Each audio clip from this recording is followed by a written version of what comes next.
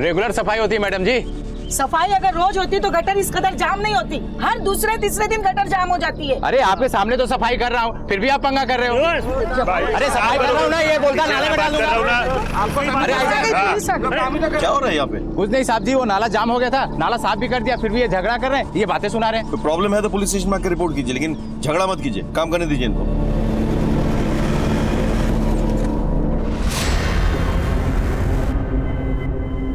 नमस्कार, मैं senior inspector Rakesh Sharma और स्वागत है आपका क्राइम पेट्रोल दस्तक में। कितनी अजीब होती है ना जिंदगी, एक पल में बदल जाती है।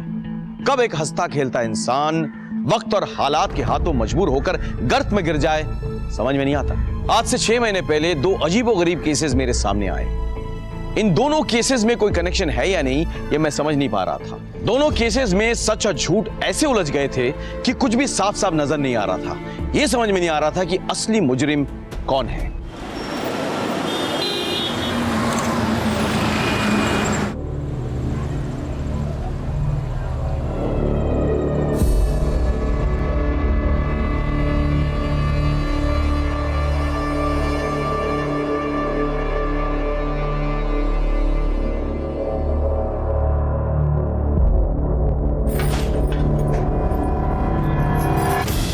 अरे संभाल कर देवर जी।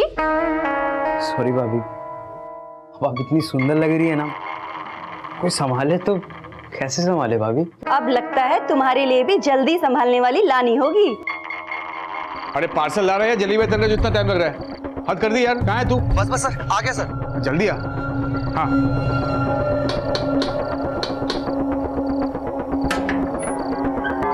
ये लगाता है। Thank you.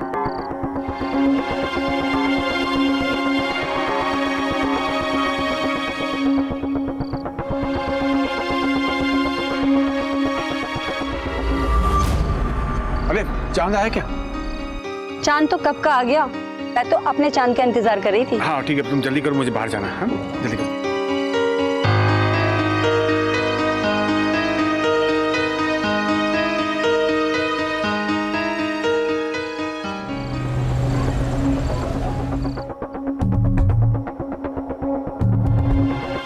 हैप्पी करवा चौथ जन्म। हाँ कैसी है? तुम ले आए। और क्या करता मैं? तुमने 4 दिन से मुझे उपवास करवा कर रखा है, तो बनता ही है। हाँ? क्या हुआ कार्ती, बोलना यार। यार उमंग, बिजनेस में और 1.5 लाख लग जाएंगे यार। 1.5 लाख? अभी तो 8 लाख दिए थे। अरे तो मैंने कौन सा तिजोरी में छुपा कर रख दिए तेरे 8 लाख? तू ऐसे पैसे मांग रहा मुझसे जैसे मेरे पास पैसों की टकसाल हो यार। तू समझता क्यों नहीं है? क्यों डांट रहे हो मेरे भाई को? ठीक है, करता हूँ कुछ। ठीक है, करता हूँ।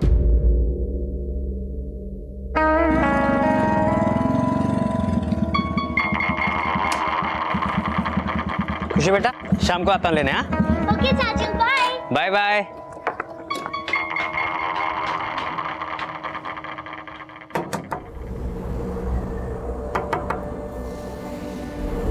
नानी। आ गई मेरी गुड़िया। मैंने आज तेरे लिए छोले भटूरे बनाए। वाह, छोले भटूरे। चलो चलो चलो।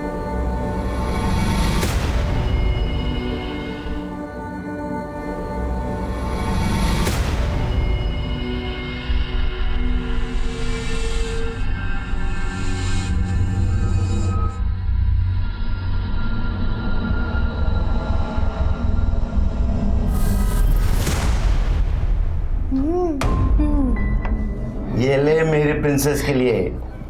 वाह। सबसे पहले अपनी मम्मी को दिखाना, ओके?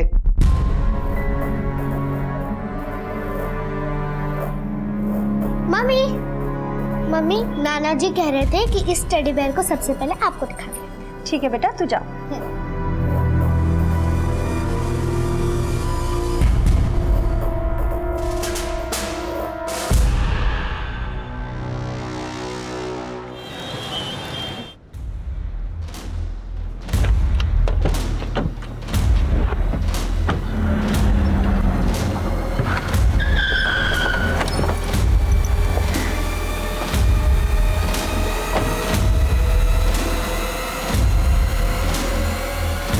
क्या हुआ ये? कैसे हुआ? अरे चड्डा का दिमाग खराब हो गया, उसने मुझे चुप छोड़ो। अबे तू तो पैसे लेके आने वाला था ना, कहीं वो चड्डा को तो नहीं दे के आ गया? पकड़ पैसे। अच्छा सुनो, तुम ना एक बार अपने आप को जाके क्लीन कर लो, अजीब सी घिन आ रही है देख के।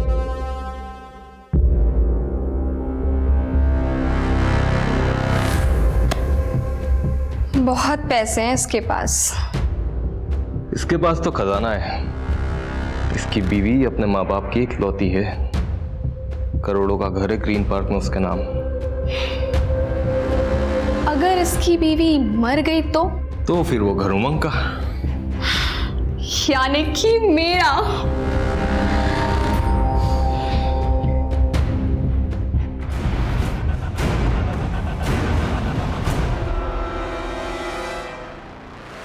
हे भगवान, ये बहू भी ना कितनी लापरवाह है। देखो गेट खुला छोड़ कर गई है।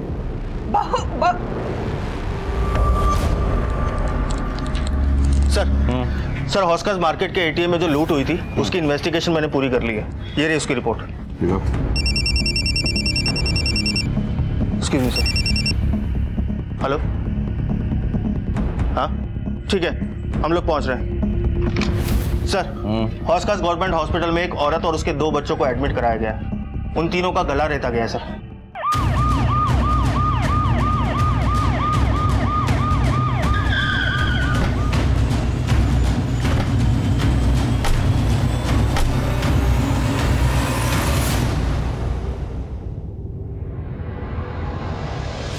सर क्या हुआ?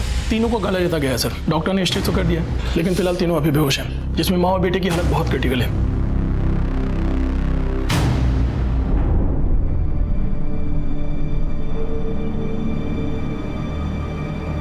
इनके रिश्तेदार कहाँ हैं? सर यहाँ। क्या हुआ था?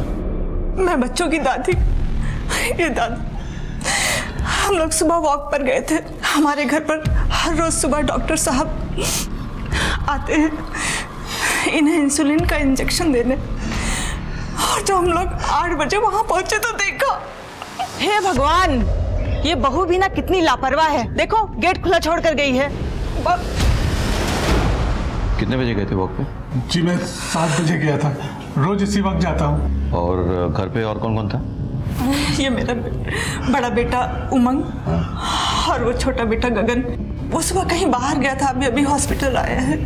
कहाँ गए थे? सर मैं सुबह जॉगिंग के लिए जाता हूँ। सर मैं इनका फैमिली डॉक्टर हूँ। अच्छा उमंग, तुमने कुछ सुनाई नहीं दिया? नहीं सर। ऐसे कैसे हो सकता है? नीचे 3 लोगों का गला रेता जा रहा था, तुमको कुछ सुनाई नहीं दिया? एक्चुअली बच्चे तो हमेशा शोर करते ही हैं, तो मैंने ध्यान नहीं दिया। जब मम्मी पापा की आवाज़ आई तो मैं नीचे आया सर। कोई बाहर वाला आया था? मतलब कोई चोरी लूटपाट? हमको कुछ समझ ही नहीं आया। जैसे हमने इन सबको देखा, हम मुझे तुरंत लेकर अस्पताल चले आए। गीतिका के घर वालों को खबर की? क्या है सर, हड़बड़ी में फ़ोन करना भूल गया मैं। लेकिन उन्हें इन्फॉर्म तो करना चाहिए था ना। जी मैं अभी करता हूँ। हमें आपके घर पे जाके तहकीकात करनी होगी। डॉक्टर साहब, किसी को होश आए तो सबसे पहले हमें खबर कीजिएगा। भैया आप भाभी के घर वालों को फ़ोन करो, मैं इनके साथ जाता हूँ। ठीक।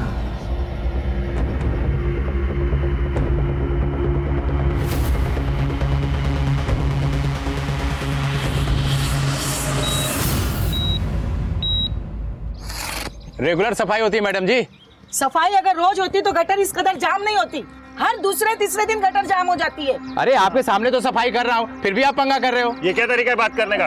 ऐसे कोई बात करते हैं? दोबारा ऐसे बात करे तो नाले में फेंक दूंगा। अरे नाले में क्या डाल देगा? अरे सफाई कर रहा हूँ ना, ये बोलता नाले में डाल दूंगा। अरे क्या हो रहा है यहाँ पे? कुछ नहीं साहब जी, वो नाला जाम हो गया था, नाला साफ भी कर दिया, फिर भी ये झगड़ा कर रहे हैं, ये बातें सुना रहे हैं। क्यों झगड़ा कर रहे हैं आप लोग? देखिए, तो प्रॉब्लम है तो पुलिस स्टेशन में आकर रिपोर्ट कीजिए, लेकिन झगड़ा मत कीजिए, काम करने दीजिए इनको। Hello control room. सर मुझे बचा लीजिए सर, मैं किसी गटर में हूँ सर। कहाँ पे? मुझे नहीं मालूम सर। क्या नाम है आपका? Hello hello hello.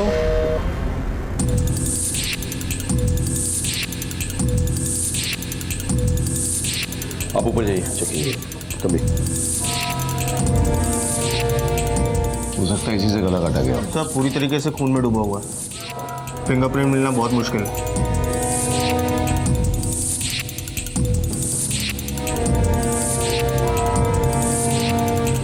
यहाँ तो सब कुछ नॉर्मल लग रहा है, लग ही नहीं रहा कोई स्ट्रगल हुआ हो या कोई चोरी या लूटपाट हुई हो। एक काम करो, तुम आस पड़ोस में पता करो जरा, किसने अगर कुछ देखा हो। हाँ?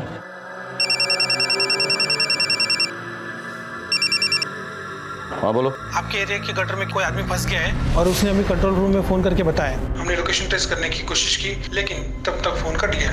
मैं कोशिश कर रहा हूँ उसको ट्रैक करने की, मगर वो नहीं मिल पा रहा है सर। ठीक है, मैं देखता हूँ। पड़ोस में से बहुत आवाज आ रही थी, हम घबरा के गए तो देखा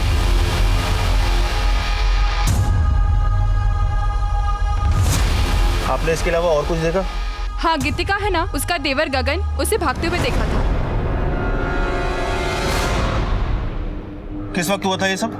सर मैंने 7:55 पर घर से चिल्लाने की आवाज़ सुनी थी। 7:55? टाइम के बारे में इतना श्योर कैसे हो? वो सर मैं फिटनेस बैंड पहनता हूँ ना, एक्सरसाइज कर रहा था, सुबह इन उमंग सर के घर से ही गुजर रहा था तो मैंने चिल्लाने की आवाज़ सुनी थी। क्या हुआ मामा? गीतिका? हो सकता है सर। कि क्लू मिल जाए। सर आस पड़ोस वाले आवाज सुन के बाहर आए थे, लेकिन एक औरत का कहना है कि उसने गगन को निकलते हुए देखा था और गगन काफी डरा हुआ था। क्या ये सच है?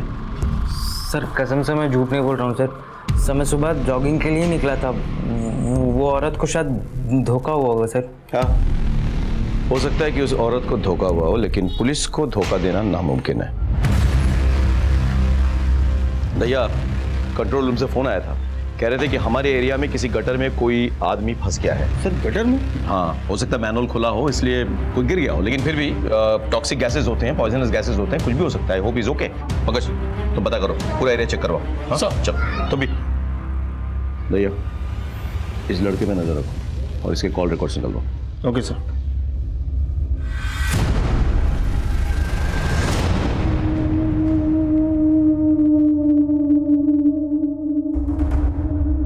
चला भाई देखिए, समझने की कोशिश कीजिए, थोड़ी प्रॉब्लम हुई है। मैं करता हूँ, मैं कुछ ना कुछ करता हूँ। क्या हो गया ये मेरे बच्चों के साथ? हौसला रख, सब ठीक हो जाएगा।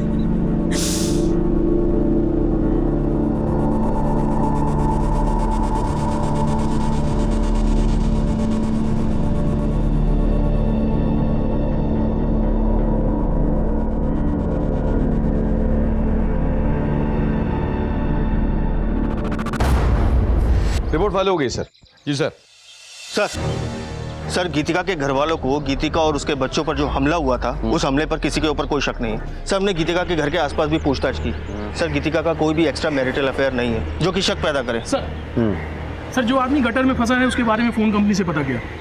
उसका नाम रौनक वर्मा है और उसकी लास्ट लोकेशन हौज खास विलेज रोड एरिया में थी। एक काम करो, उसके एड्रेस पे जाओ और पता करो कि वो कहाँ काम करता है। सर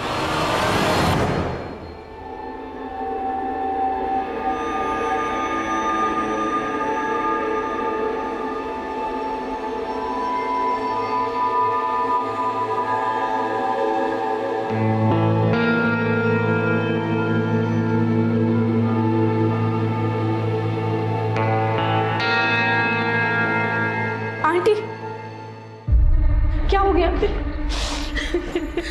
सब ठीक हो जाएगा, प्लीज ऐसे हिम्मत मत हारिए।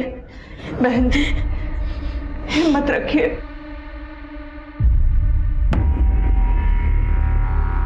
रौनक का घर कौन सा है? Yes sir.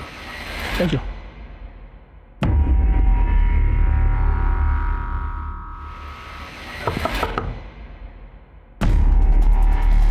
अच्छा रौनक यहीं रहता है? यहीं रहता है साहब, लेकिन अभी तो घर पे नहीं है वो। जानता हूँ। वैसे कहाँ गया वो सिटकाट में काम करता है, वहीं गया साहब। सुबह 6:30 बजे घर से निकला है, अभी तक तो आया नहीं। इससे बात क्या है साहब? देखिए उसने सुबह हमें फ़ोन किया था, किसी सीवरेज में फंसा हुआ है शायद। पर कैसे साहब? देखिए आप परेशान ना हो, हम उसे जल्दी ढूंढ निकालेंगे।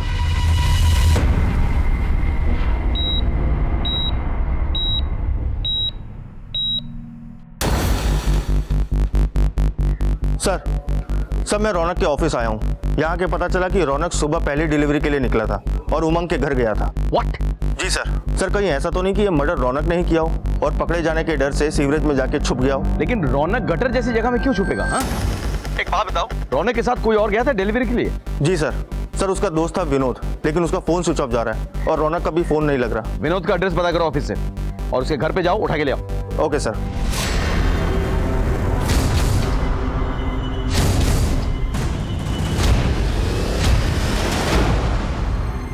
सर मैं बाहर रौनक के साथ पार्सल देने गया था। सुन तू निकल, मुझे थोड़ा टाइम लगेगा। और सुन, थोड़ा लेट आना। क्यों? ये भाभी जी ना बहुत स्माइल करती है, मैं थोड़ा चाय पानी पी कर आता हूँ। और फिर जब मैं आसपास के 2-3 बंगलों में डिलीवरी देकर वापस गीतिका मैडम के घर पे रौनक को लेने आया तो सर मैं बहुत डर गया था सर, इसलिए वहाँ से भाग गया। मुझे लगा रौनक ने ही ये सब किया है। रौनक को पिछली बार भी इसलिए उस एसपी के जॉन कंपनी से निकाला गया था क्योंकि उसने किसी जसविंदर मैडम के साथ बदतमीजी की थी।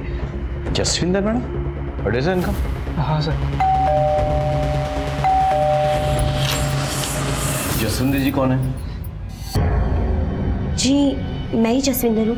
रौनक नाम की किसी डिलीवरी बॉय ने कभी आपके साथ कोई बदतमीजी की? सर उस कमीने का तो नाम ही मत लीजिए। हमारे यहाँ कोई भी आता है तो मैं उन्हें चाय पानी पूछ लिया करती हूँ, पर उसके दिल दिमाग में ऐसा कुछ चल रहा था मुझे नहीं पता था। ये रहा आपका पार्सल। ओह ले आए? अच्छा पानी पियोगे? हाँ।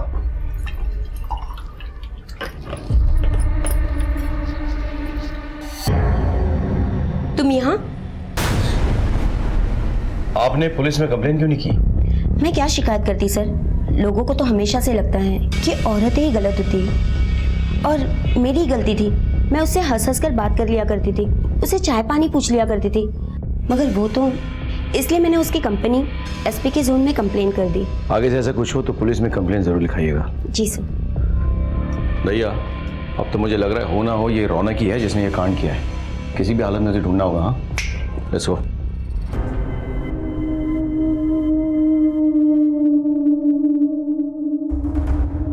हाँ वकील साहब, मुझे अपना घर बेचना है। मैं अपने बच्चों के इलाज के लिए कुछ भी करने के लिए तैयार हूं। मैं इन्हें बड़े हॉस्पिटल में ले जाऊंगा। आप पेपर वर्क तैयार करवा दीजिए, मैं आपसे बहुत जल्द मिलता हूं।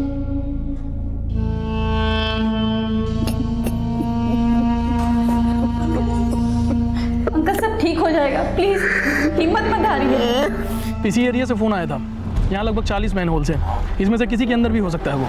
ठीक है साहब, हम पूरी कोशिश करेंगे। सर क्या अपडेट है सोलंकी? अभी तक तो कुछ नहीं मिला सर, हम पूरी कोशिश कर रहे हैं। सोलंकी कोशिश नहीं रिजल्ट्स चाहिए।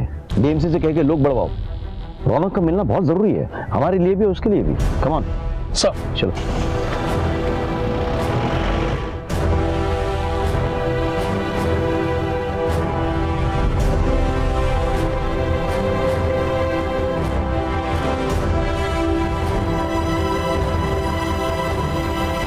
हमें किसी भी हालत में रौनक को ढूंढ निकालना था। एक एक गुजरते पल के साथ उसकी सांसें कम होती जा रही थी।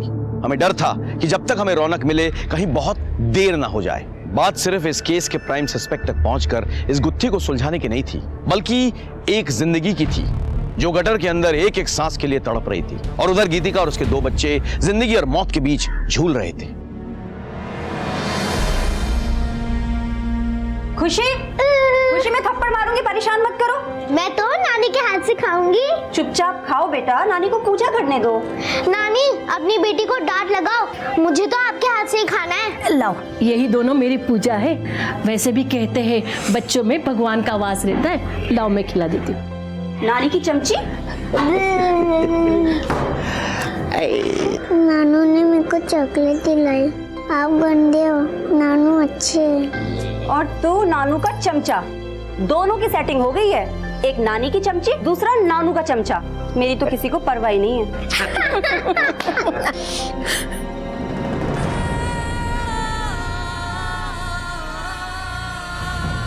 नहीं, तू अपने जाप मत रो। भगवान हमारे साथ है, वो हमारे साथ कुछ भी बुरा नहीं होने देंगे। क्या हुआ डॉक्टर साहब? हाँ ठीक सर, गीतिका की बेटी खुशी की मौत हो गई। What? Let's go, let's go.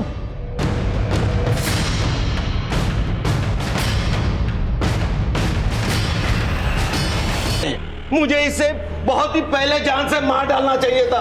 ये मेरी बेटी को जानवरों की तरह मारता था, बार बार उसे पैसे लेने हमारे घर भेजता था।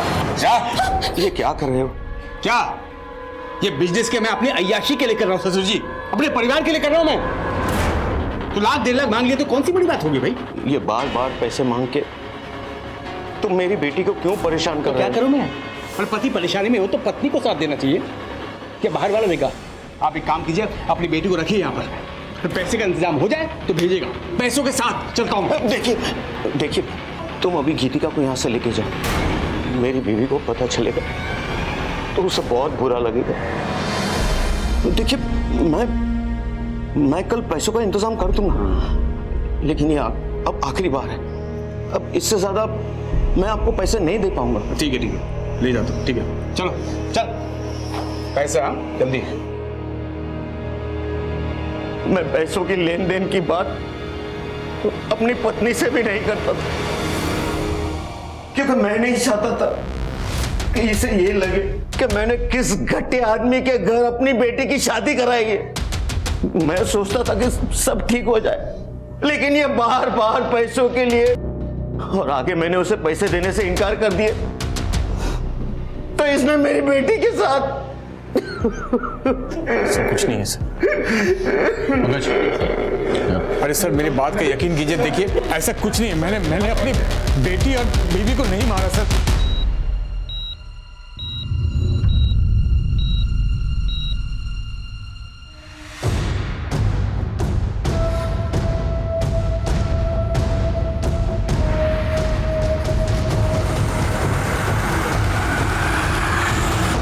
सर ये सब क्या हो रहा है सर? सर मैंने कुछ नहीं किया सर। तुम अपने बीवी को रोज मारते पीटते थे, हो सकता है उस दिन तुम दोनों में कोई झगड़ा हो गया हो और तुमने उसे जान से मारने की कोशिश की हो।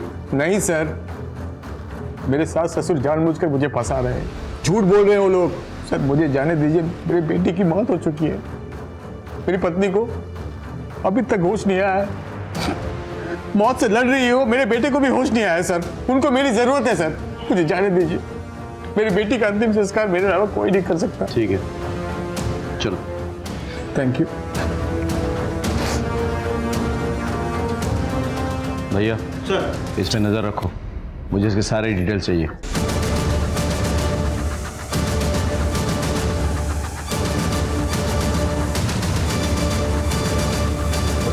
सर ये नई दिल्ली रेलवे स्टेशन से भाग रहा था, मैं पकड़ के ले आया इसे। अपनी भाभी और उनके बच्चों पर हमला करके।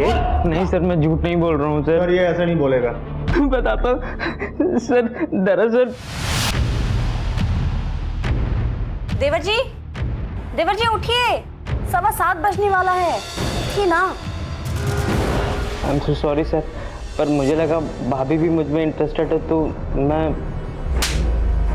भाभी तुझ में इंटरेस्टेड है? नहीं। तूने भाभी को रेप करने की कोशिश की, उसने मना किया तो उसे मारने की कोशिश की तूने, और उसके बच्चों ने देख लिया तो तू बच्चों को मारने की कोशिश कर रहा था। तुमने अपने बच्चे के अंतिम संस्कार की बात की, मैंने तुम्हें जाने दिया। पुलिस के काम में दखल अंदाजी की तो यही अंतिम संस्कार हो जाएगा तुम्हारा। चुप!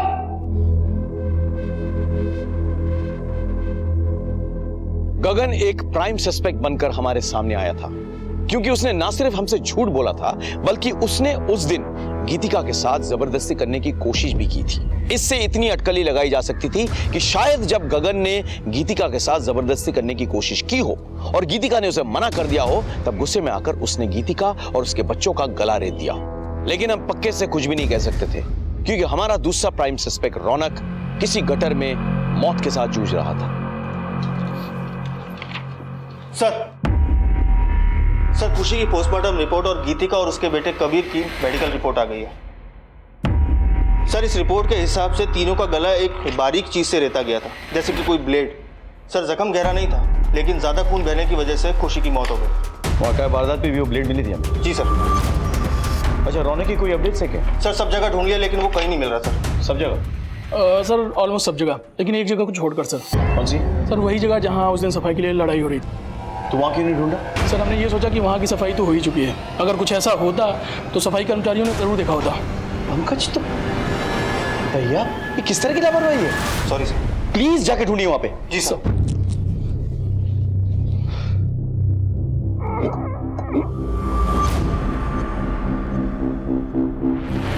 ये रहा सर।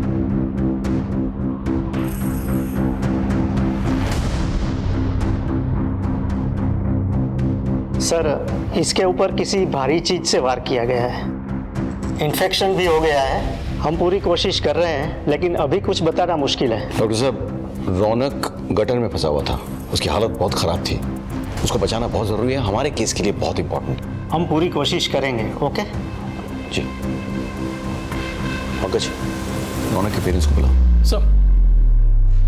देखिए, एक बात समझ में नहीं आ रही। देखो, इस केस में हमारे पास 2 सस्पेक्ट्स हैं। एक गीतिका का हस्बैंड उमंग, जिसके बारे में सास ससुर ने कंप्लेन किया है, और गीतिका का देवर गगन, जिसकी बुरी नजर थी उसमें। अब अगर रौनक का भी इस केस से कोई रिश्ता है तो फिर वो गटर में कैसे पहुंचा और उसको वहां किसने पहुंचाया? सर, हो सकता है उमंग और गगन इस केस में इन्वॉल्व ही ना हो और इस पूरी वारदात को रौनक ने अंजाम दिया हो। अगर ऐसा है तो फिर रौनक गटर में कैसे पाया गया और उसकी ये हालत किसने की? सर, बहुत कंफ्यूजन है। Excuse me sir. जी। गीतिका के बेटे कबीर को होश आ गया है। गला कटने की वजह से वो बोल नहीं सकता।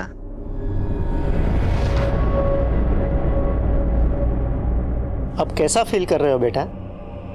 देखो बेटा, हमें आपसे कुछ सवाल करने हैं। अगर आपका जवाब हाँ हो तो अपना हाथ ऊपर उठाना, और अगर ना हो तो मत उठाना।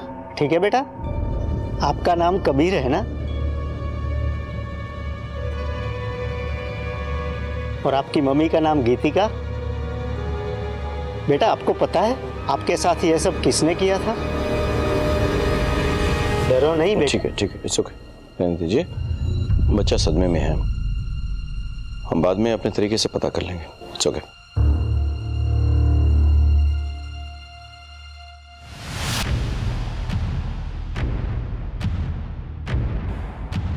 सर, ये उमंग के बारे में मैंने पता किया।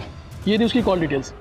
सर, इसकी 2 नंबर पर रेगुलर बात होती थी। एक कोई कार्तिक है जिससे वो रेगुलर टच में था और बहुत देर तक बात होती थी, और दूसरा कोई चड्डा है सर, जो उसे बार बार फ़ोन किया करता था। चड्डा के बारे में पता किया सर, चड्डा सही आदमी नहीं है और ब्याज पर पैसे भी देता है। हाँ, हम बिजनेस पार्टनर्स हैं सर। सुबह 4 बजे तक बातचीत, इतनी बातें? काम ही ऐसा है सर, इंपोर्ट एक्सपोर्ट। अच्छा, उमंग का अपनी बीवी के साथ रिश्ता कैसा है? उन दोनों में ज्यादा बनती नहीं है सर। उमंग अपनी वाइफ को मारता भी है, लेकिन वो बच्चों से बहुत प्यार करता है। चड्डा कौन है? मुझे नहीं पता सर।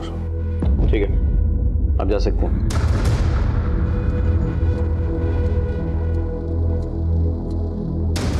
चड्डा कौन है? कोई नहीं सर, मैं नहीं जानता किसी को। नहीं जानते? तो बिना जाने इतनी बातें करते हो चड्डा से तुम?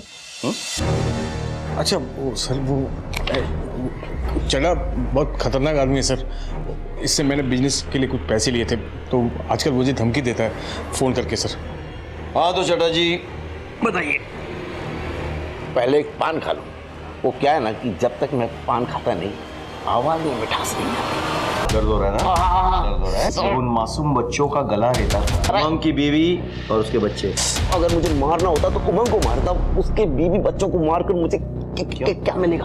ब्याज देता है ना, और ब्याज ना लौटाने पर मारपीट करता है। खाली धमकी दी थी उसे। लेकिन जब उसने पैसे नहीं लौटाए तो तूने जाके उसके बीवी और बच्चों का गला रेत दिया, नहीं? अरे नहीं साहब, कसम खाता हूँ कुछ नहीं किया।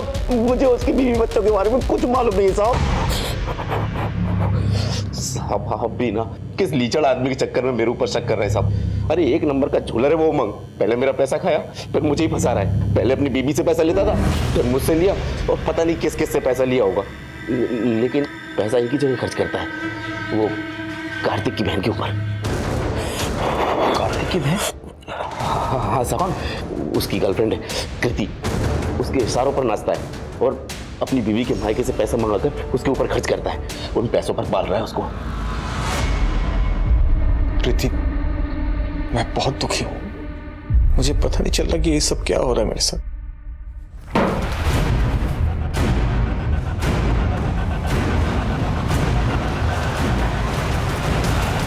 वाह उमंग वाह, एक बाप अपनी बेटी का अंतिम संस्कार करके गंगा नहाने जाता है और तू यहाँ पे अपने पाप धो रहा है। सर, अगर मैं कृति के साथ हूं तो उसमें कौन सी बड़ी बात हो गई है? आई मीन, है मेरा एक्स्ट्रा मैरिटल अफेयर, सारे मर्द करते हैं। दूसरे मर्दों को अपनी तरह जलील मत समझ। वैसे भी तेरा अफेयर था कृति के साथ, इसीलिए तूने गीतिका को रास्ते से हटाने की कोशिश की। वैसे भी गीतिका के बाप ने वो ग्रीन पार्क वाला जमीन और मकान उसके नाम पे लिख दिया था, है ना? वो रास्ते से हट जाती तो प्रॉपर्टी भी तेरा, लड़की भी तेरी। क्यों? बिल्कुल नहीं सर। हाँ, ये सच है कि मैं कृति से प्यार करता हूँ। अगर नुकसान पहुंचाना ही होता तो मैं गीतिका को पहुंचाता, बच्चों को क्यों? मैं बच्चों से बहुत प्यार करता हूँ सर, और खुशी की मौत के बाद मैं अपने आप को संभाल नहीं पाया। क्या कोई भी बाप अपने बच्चों का गला रेत सकता है क्या? अगर वो बाप तेरे जैसे कमीना हो तो हाँ, रेत सकता है। ठीक है सर, गीतिका को और मेरे बेटे को होश में आने दीजिए। आप उन्हीं से पूछ लीजिए सच क्या है, वो आपको सब बता देंगे, फिर आपको यकीन होगा।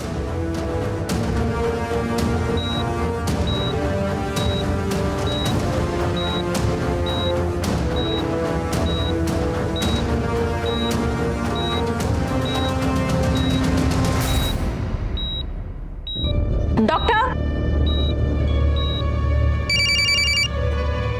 बोलिए। अच्छा, हम भी आ रहे हैं। यस।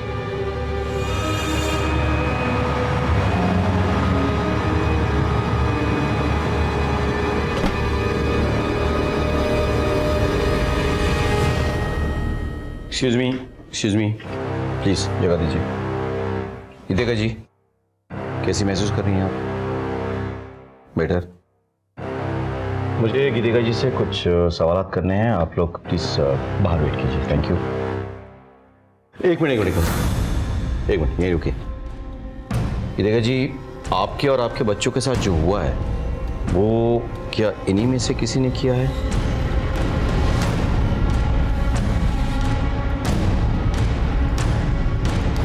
कौन है वो?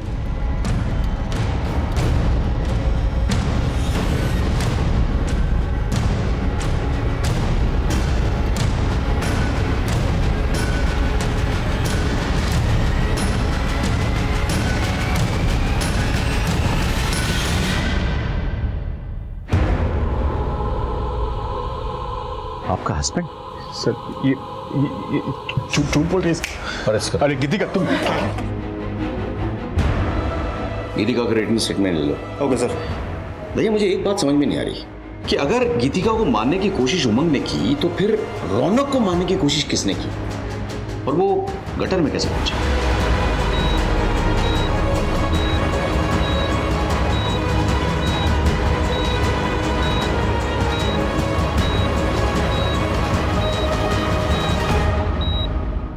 मैं सच बोल रहा हूँ, कितनी बार भी आप लोग मारो, मैं सच ही बोलूंगा।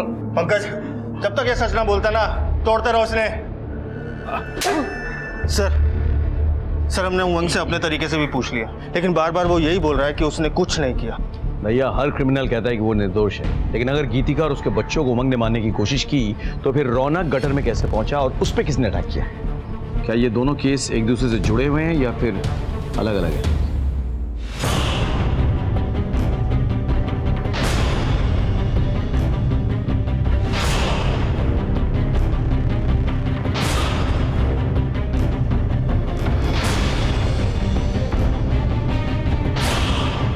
डॉक्टर साहब, आप ये क्या कर रहे हो?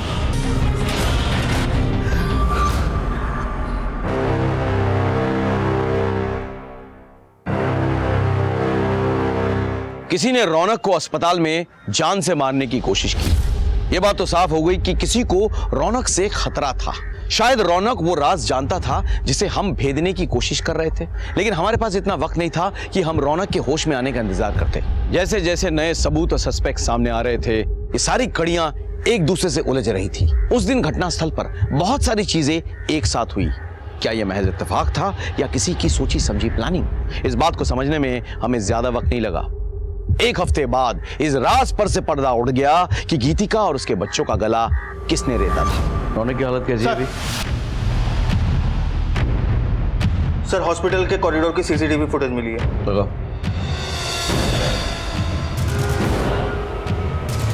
रुको।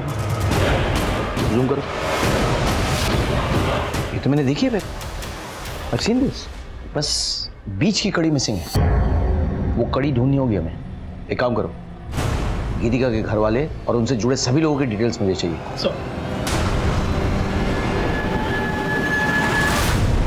पता नहीं सर, आप लोगों ने मुझे यहाँ क्यों बुलाया है? आप सब कुछ जानती हैं, एक एक बात। मैं बस इतना जानती हूँ कि अपने पति से दिन रात मार खाने के बाद भी गीतिका ने कभी हिम्मत नहीं हारी, और हाँ, वो अपनी जिंदगी जीना चाहती थी।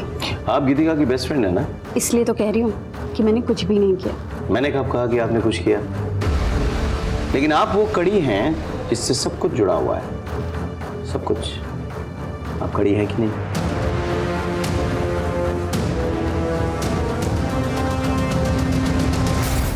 डॉक्टर साहब, ऐसे ऑपरेशन की तैयारी आपने पूरी की थी, बस दस्ताने पहनना भूल गए थे। क्या है ना कि एक मेडिसिन का डॉक्टर जब चोरी छिपे अपने क्लिनिक से निकल के एक बड़े अस्पताल के आईसीयू में ऑपरेशन की तैयारी करे और दस्ताने पहनना भूल जाए तो उसके सोने की अंगूठियां उसको एक्सपोज कर देता है। अब आप सीधे सीधे बोलेंगे या हम आप पर अपना ऑपरेशन शुरू करें? क्या बकवास है सर? ये बकवास नहीं है। आपका वाकई में गीतिका जी के साथ अफेयर चल रहा था। आप दोनों ने मिलकर यह कांड किया है। आपकी बच्ची के पोस्टमार्टम रिपोर्ट से यह साफ जाहिर है कि उसके गले का कट बड़े सलीके से किया गया था। उसकी मौत नस कटने से नहीं, एक्सेसिव ब्लीडिंग से हुई है। आपका और कबीर के गले का कट भी बहुत सफाई से किया गया था। डॉक्टर कुणाल हर रोज आते थे हमारे घर मेरे ससुर जी को इंजेक्शन देने के लिए। मैंने अपनी जिंदगी में कुछ नहीं चाहा, सिर्फ प्यार के 2 बोल चाहिए थे मुझे, जो मुझे डॉक्टर कुणाल ने दिए। मैं आती हूँ। हत्यारा है तेरा पति, उसे छोड़ क्यों नहीं देती? मैंने उसे छोड़ दिया ना तो वो आजाद हो जाएगा। बहुत तड़पाया है उसने मुझे, मेरे माँ बाप का सारा पैसा खा गया। मुझे उससे बदला लेना है। और उसी दिन हम दोनों ने प्लान बनाया कि मैं खुद को और अपने बच्चों को घायल करूंगी, और हर दिन की तरह डॉक्टर कुणाल ठीक 8 बजे हमारे घर आएंगे और फर्स्ट एड से खून रोकेंगे और हमें हॉस्पिटल ले जाएंगे। पर गगन घर पे ही था।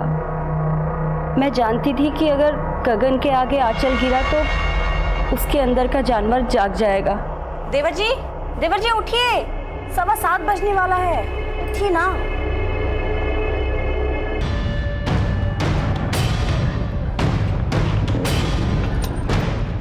तू निकल, मुझे थोड़ा टाइम लगेगा। हाँ, ये डिलीवरी बॉय आ गया, तुम्हारे घर में जा रहा है। क्या? सुनो, तुम अपना और कबीर का गला दे दो, कुछ नहीं होगा, मैं सब संभाल लेता हूँ। भाभी जी, ये क्या कर रही हैं आप? क्या? ये क्या कर रही है भाभी जी? पागल हो गई है? कौन? भाभी कौन?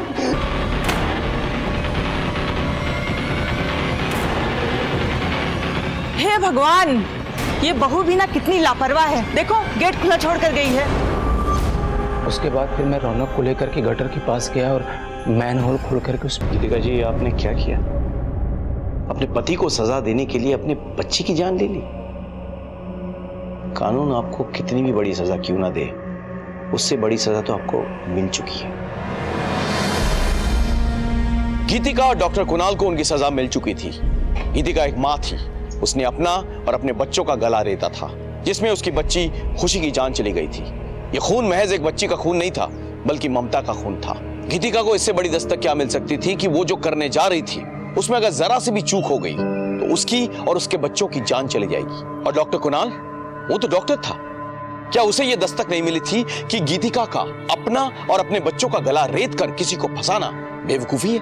गीतिका उमंग से नाराज थी तो उसे छोड़कर जा सकती थी, लेकिन उसे तो बदला लेना था, और बदले की भावना किसी भी इंसान को गलत रास्ते पर धकेल देता है।